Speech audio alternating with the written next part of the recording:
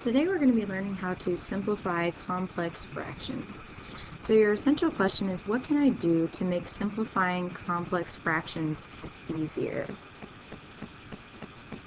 So first let's take a look at a complex fraction. Well, basically a complex fraction is a fraction within a fraction.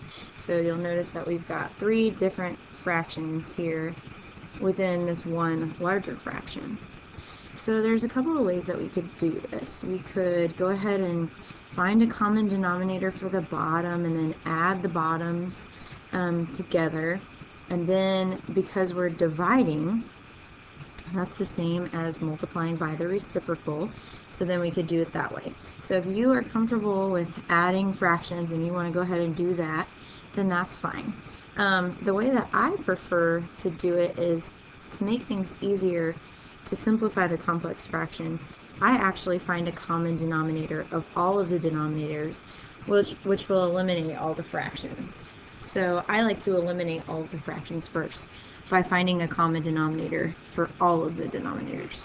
So if we look at this, if we look at all the denominators, we have x plus 4, we have x plus 4, and we have x. So if we combine those parts together, we just have x and x plus 4.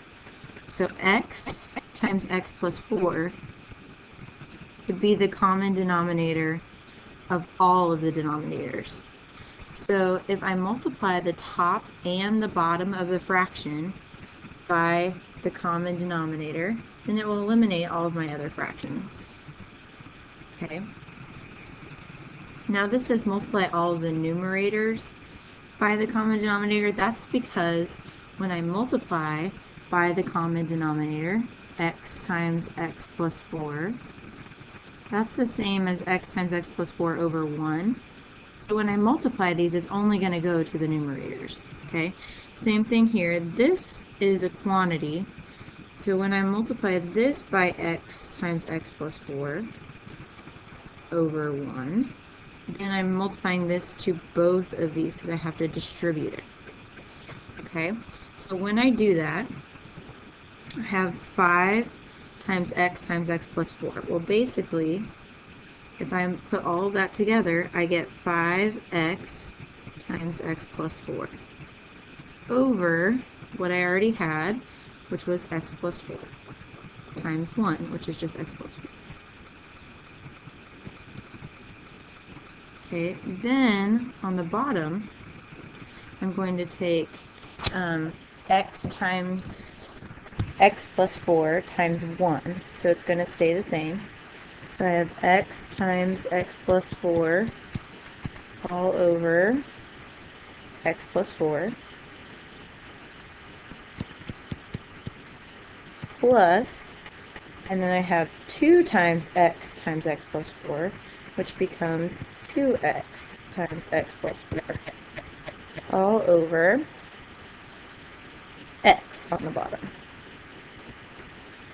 So now if you look at this, then we can see that there's going to be some things that cancel out. So the x plus 4's cancel out from this one, leaving just 5x. The x plus 4's cancel out from this one, leaving just the x. And the x's cancel out from this one, leaving 2 times x plus 4. So if I simplify that now, then I would have 5x over x plus 2 times x plus 4.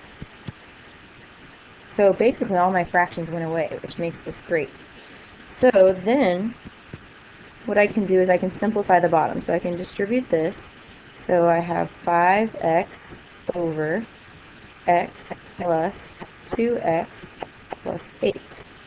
And then that can be simplified because I can combine these. So I have 5x over 3x plus 8, which would be my answer. So this would be completely simplified now. So for the rest of this, that's basically it.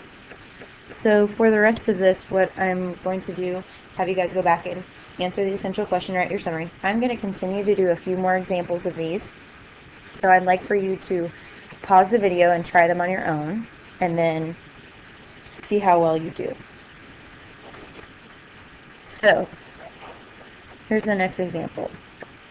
Now you could either subtract these and then divide, or you can do it the way that I just showed you.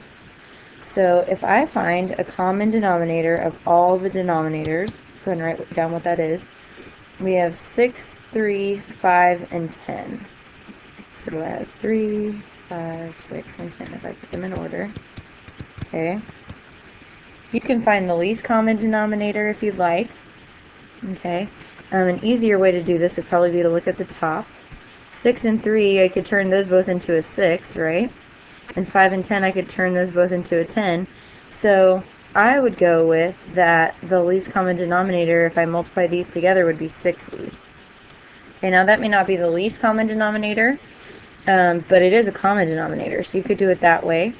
I think the least common denominator would actually be 30, but we're going to go ahead and just do 60, just to kind of figure out what this is.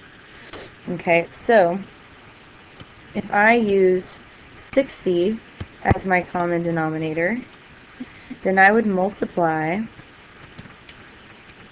by 60 over 1, and I would multiply this by 60 over 1. So I'm going to distribute the 60 to all the parts. So then what I'll end up with is I have 60x over 6 minus, and I take 60 times x again, 60x over 3.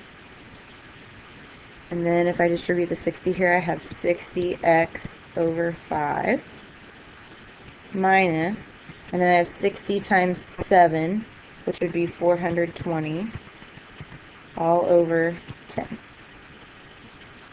So now I can go ahead and simplify by dividing. So 60x divided by 6 would be 10x. 60x divided by 3 would be 20x. Then 60x divided by 5 would be 12x. And then 420 divided by 10 would be 42. Okay, from here I can go ahead and simplify the top. So 10x minus 20x would be negative 10x. And then I would just have 12x minus 42 on the bottom.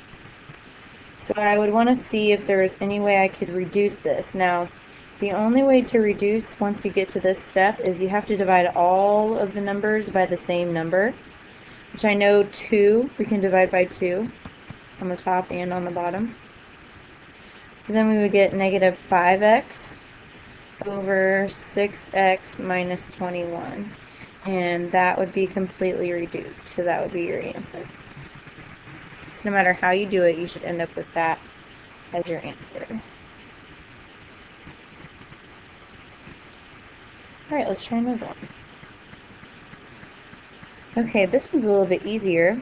Now this one doesn't have these as fractions, so this is the same as 4 over 1. This is the same as 3 over 1, if you wanted to do that. Okay, so on this one it looks like the common denominator, we have x and 1, so basically x would be your common denominator of all of the denominators. So if we multiply by x over 1 and by x over 1, then we can distribute the x to all the parts. Okay, so x times 2 would be 2x over x minus, and then I have 4x over 1. If you want to put the 1 there, you don't have to. Then I have x times 2 again, would be 2x over x plus, and then I have 3x over 1. So if I simplify that, then the x's would go away on these, and I would have 2 minus 4x on top, and then I would have 2 plus 3x on the bottom.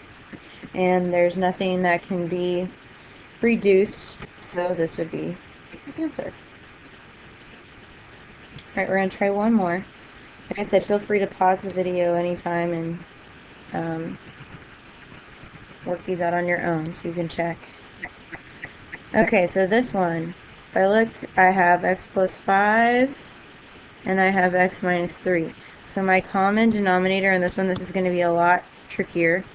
I have x plus 5 and x plus 3 together. Okay, so when I multiply by my common denominator, I'm multiplying by x plus 5 times x plus 3.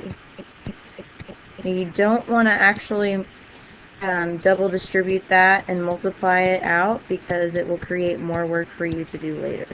And you'll see why. So I'm distributing this to all the parts.